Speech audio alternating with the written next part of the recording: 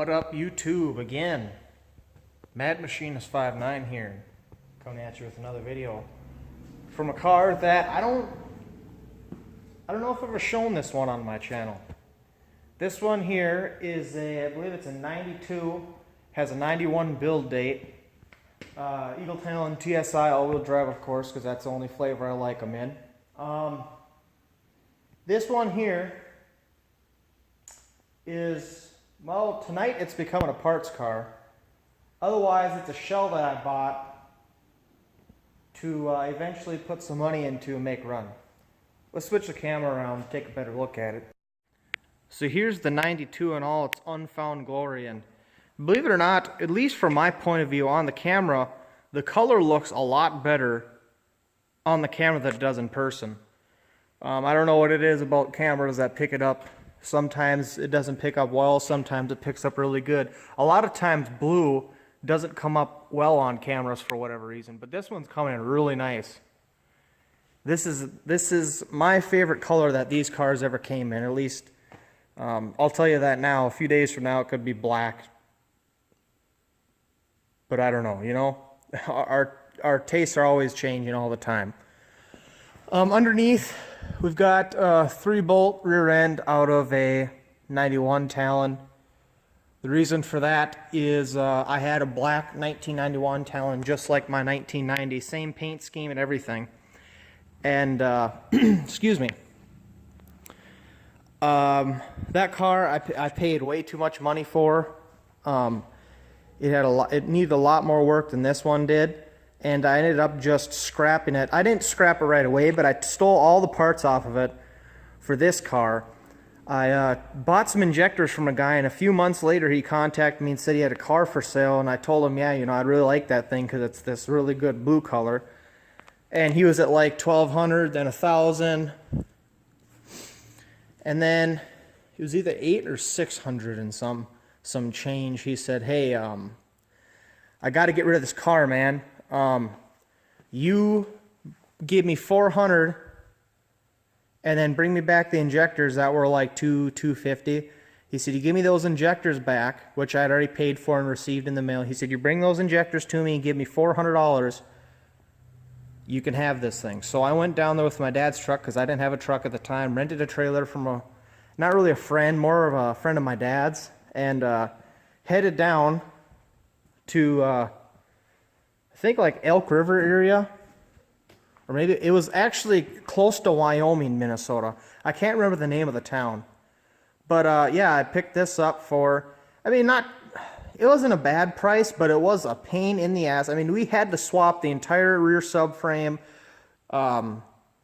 axles, shocks, everything. I had to load that up onto the trailer out of my black car, and we had to swap it in that guy's garage in the just middle of winter. It may have been January, so not quite the middle of winter, but it was winter as you know what out. Yeah, I'll show you a picture of what the black car looked like after I was done with it. And the night that I dropped this off on the trailer here, I'll insert those right now.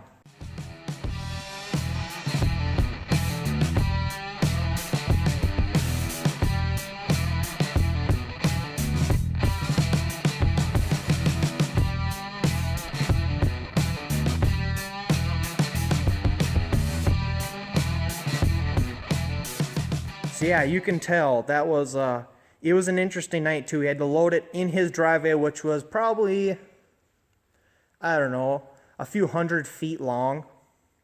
It was really icy out that night. I mean, middle of winter, what do you expect? But we literally had my dad, we had my dad's, he still has it, 03 Silverado, red 1500. We had almost had the tires coming up off of the ground because we had it was a skidster trailer. It was jacked up so far, had really heavy duty jack on it. We had the trailer jacked up so far so we could get a straight angle on his inclined driveway to try and get a nice good angle going. And, God, that was so terrible. We had that going. We had a jack underneath the jack. The truck was literally almost off the ground. The suspension, there was like almost a foot gap between the tire and between the bed fender. And it was just ridiculous. Then the car fell off the ramps, or the ramps gave out, so then we had to jack the car up with a piece of wood from the rear end. I would never want to go back and relive that thing. So this thing is actually for sale, and I've got a friend of mine. I think there's one other person that asked me about it. I don't remember, but I know there's a buddy of mine wants this, and I don't really know how to explain the thing I'm experiencing here. I'll show you the car again, get rid of my ugly mug, and then talk to you guys about it. I know this thing isn't special, but it's got very, very little rust, and I mean, it's a nice color. Body isn't perfect, but this thing is like, I think 25 years old, or maybe a little bit less. I don't know. But either way, I paid around $600 for this before I even went and got it. The rear end out of it is, you know, you can charge anywhere from $150 to $300 for a 3-bolt rear end. I know that 4 bolts go for anywhere from $250 to $400. So, you know, do that. And then I've got some Evo 8 Enki wheels that were on here before, and I mean, those go for $400. I only want 3 for them if they go on this car. If I sell them, I want 4. But, you know, I figured that if I have this car, the rear end, and the Enki wheels, it's worth $1,000, just straight out $1,000. These wheels would be $250, so $1,150. It has been cleaned. If it got cleaned, it would look really nice. But look at the no rust on the door jambs. There's some stuff hanging. There's a little bit of grease. It's like window weld. But inside needs interior, which I have. Got a nice old school Alpine radio. Needs a carpet, which I have. It needs a headliner, which I actually bought a parts car completely for this car, 100% for this car. And then, if I can find them, I've got these. If anybody wants these and they want to pay what they're worth, hit me up. Because you too can own these bad boys. Got HIDs in them right now. But if anyone owns a 1GB DSM, you know what these are already. Oh yeah, the black housing, clear lens headlights. If anybody wants these bad boys, hit me up. $400 or best offer shipped to wherever you are in the lower 48. They are for sale, just like the car. So yeah, there's that. But the reason we are here today is for brakes. Possibly the shocks. I don't know. Let me show you what we're working with here. Rusty, nasty 1G DSM brakes. Now if you can see, these bad boys are not kidding. There's one mounting bolt. And then the other one is right down here. You can see it's got penetrating oil leaking off of it because I just have a feeling this stuff isn't going to break loose. My plan for tonight is to work this clip loose, which is not easy. Disconnect the e-brake cable, which I don't think is going to be able to happen. You can see not quite. Get the brake caliper off itself, and then torch this so it'll come out, and then get a speed bleeder for it. Haven't decided if I'm going to pull off the other caliper, because as you guessed, this is from a 1990. I've actually just thought about something that kind of concerns me, and it'll be a tough call. But I ordered brake pads for a 1990 Talon, and these are not calipers off of a 1990 Talon. They're actually not even off of 1992, they're off of 91. But they should be the same.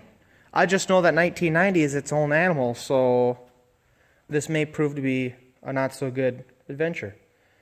But what I'm going to do is I'm going to grab my other camera, set it up to record. We can do a little bit of a time lapse, and then I'll report back to you guys with this camera as I find out new stuff.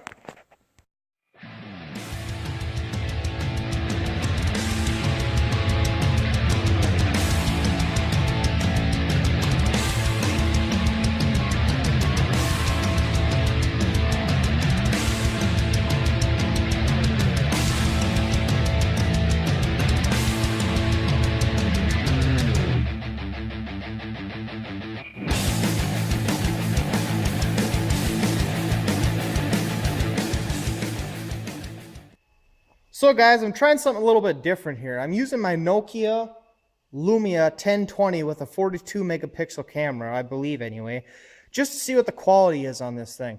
Let me know down in the comments if it's good enough quality that I should make this my permanent camera for recording videos, or if I should stick to the Samsung Galaxy S6 Active I've been working with.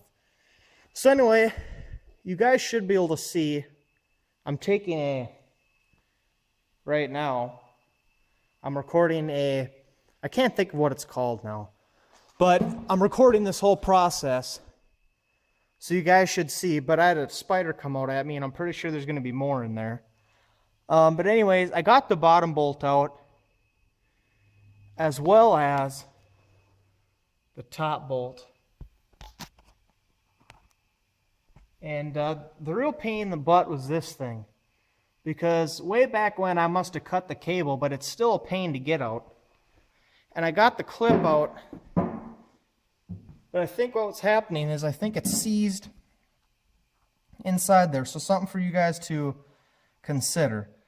I'm going to be getting new e-brake cables for my 90, but I mean, I'm not to that point yet. I'm just, you know, it's my plan.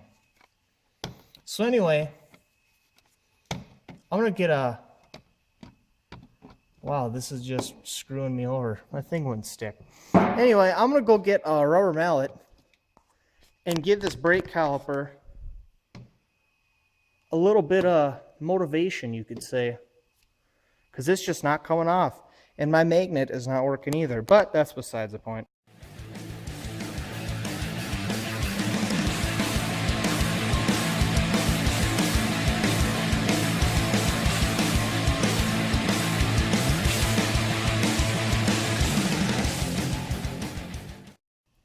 Well, a few swings of the hammer got this out of here, and I'm just gonna show you guys this nasty. I don't trust anything whatsoever.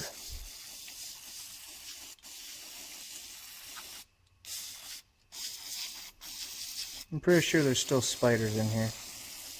I don't know if you guys can tell. I don't F with spiders, like, at all. Not my thing. But yeah, so it's out. It's grimy. It's nasty. It was wearing the pads unevenly. So that's cool. But I'm going to throw this up on the bench and actually do something to it.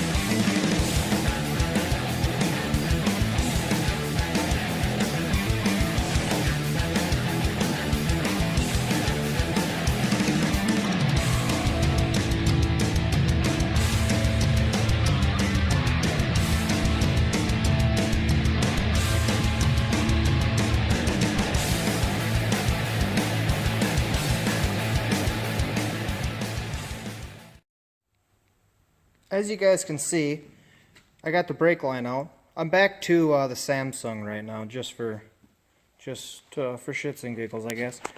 Now I'm going to go work on cleaning this thing up a little bit. I'm not going to spend too much time on it because I still don't have very high hopes. So yeah, I'm gonna flip around and see what I can do with her.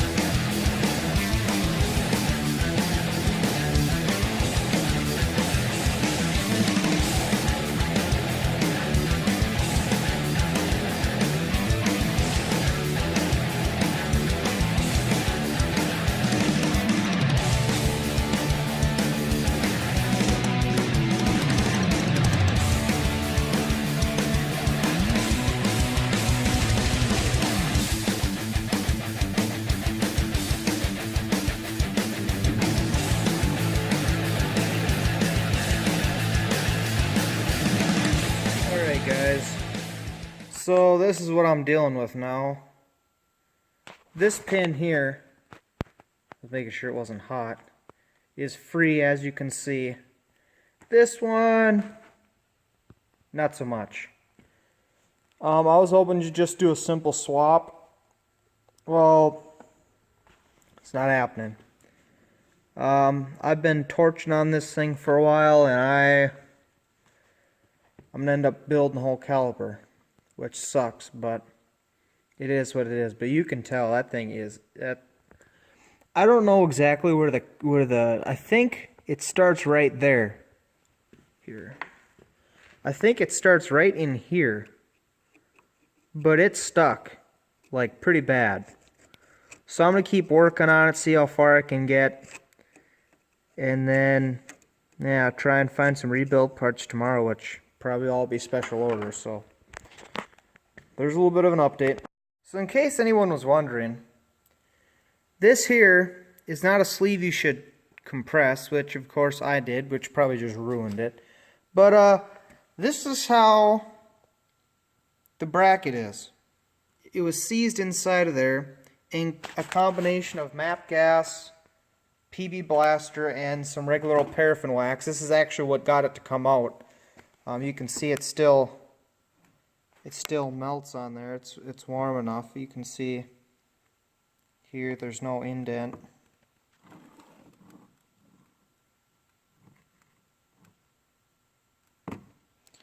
Now there is, you just warm up the whole entire housing, and then I just poured a whole bunch. Pretty much just did this, and it just runs in there. And as you can see, it just fills every single area, and it runs everywhere. If you look underneath here, you can see it dripping. And that's the effect it's supposed to have when you do this, trying to get things unseized. People think that it's... A lot of people have never heard of that method before, and then they say, oh, that'll never work. It's because you haven't heard of the method doesn't mean it doesn't work.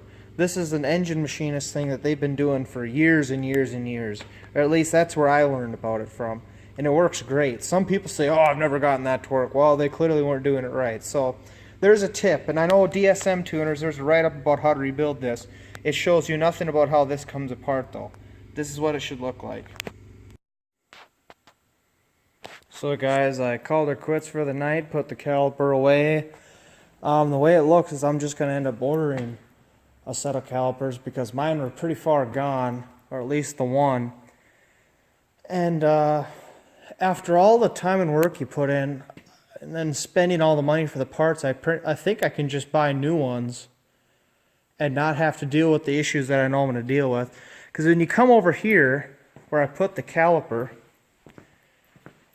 just where the pins go inside are so messed up that I don't know that if you could just do it and be done, you'd almost have to set them up in a mill or some kind of a very, very small boring bar, bore the holes out and then get oversized bushings. But then at the same time, they'd just be like a speedy sleeve, and then it's like, what's the point? You know, you're going to put all this extra work and extra effort in to find these special parts when you could just buy them.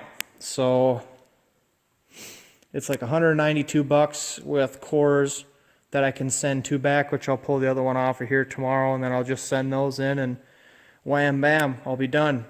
But yeah, I'll figure out something else to record on this thing here.